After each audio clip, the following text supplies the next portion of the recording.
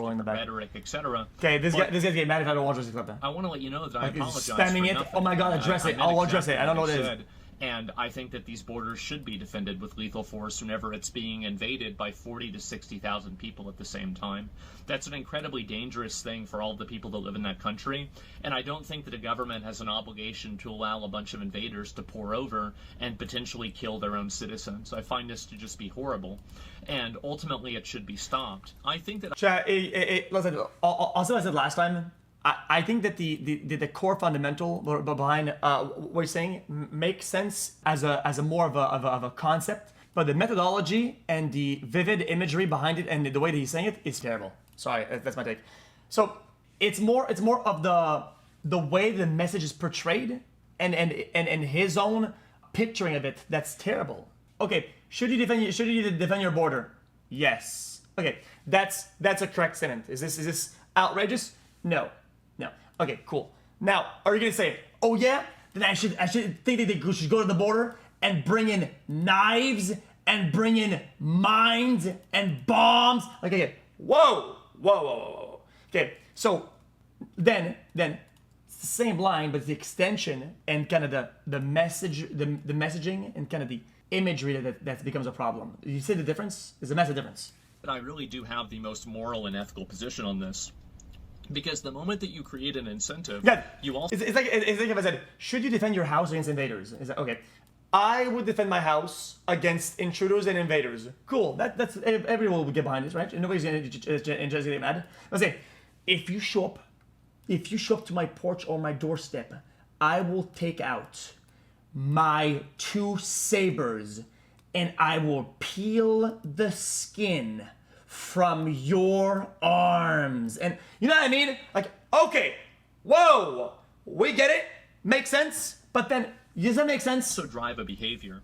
And in my opinion, if you don't capitulate to this emotional blackmail, you also don't allow these people to target and victimize these children by using them as baggage and effectively shock troopers in order to accomplish a goal. I don't think that I said anything wrong. Also, yes, this is happening. Also, it's incredibly unfortunate, right?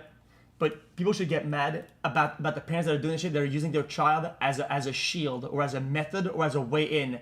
Guys, people gamify everything. It's unfortunate people gamify immigration these days. They gamify the fuck out of it, and they bring their child as a, oh guys, but I got this, but I got this, and then they bring them in extremely dangerous and lethal positions in order to achieve their goals, and that's evil, man. Like, it's fucking terrible. Actually would agree with me, and I think that the way that we've taken military action in the past, things like, for example, World War II, would indicate that actually this is not as much an objective reality that some people would make it out to be. And again, these are the same people that have no problem using children. Like, look at this guy. Oh, dude, are they supposed to leave the children behind with nobody else? No, they're supposed to not do that entirely. They're supposed to not commit a crime with their child in their arms. That's terrible. Like, what is wrong with you, man? Like, if you're out of food and you're out of money, do you go to rob a bank with your child in your arm and you go, guys, but I get a child though? Dude, we've seen videos of people that are actually doing that. It's awful. And you agree when watching those videos that that's terrible to do. And people do it, and then now you back it up. Don't pick and choose, man. Props. Don't do that. And having them, like groomed by adults, about their gender, taking them to ICE protests, putting them directly in danger because there are rioters and criminals and violence there. Who would ever bring a kid there? And these are the same people that are saying that I'm wrong for saying that creating an incentive for people to human traffic children and use them as human shields is a bad thing. And so I apologize for absolutely nothing. I said it in a very abrasive way, and I'm going to continue communicating that way. It's how I was raised. That's the way I communicate, and that's the way I think. And I'm not sorry. And I understand that sometimes I use abrasive language. Sometimes I communicate in a way that's a little bit, harsh. And, people can say I'm mean. They can say I'm evil. They can say everything. But they're not saying I'm wrong.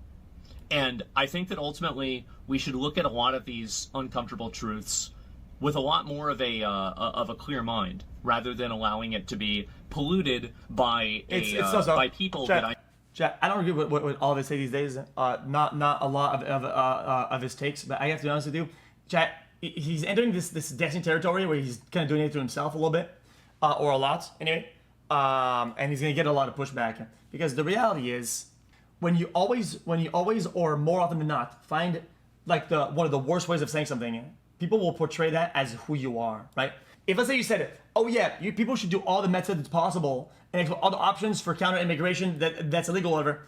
And if it comes down to violence because there then yeah, you can kind of work your way down. But the problem is that like going inflamed off the rip is if you do this often, people are going to give you pushback, and I don't think that they're wrong when you push back because it doesn't come out as problem solving or diplomatic. It comes out as just violence. It looks violent, and it's on the nose a lot. People that want to put us in a position that is not advantageous.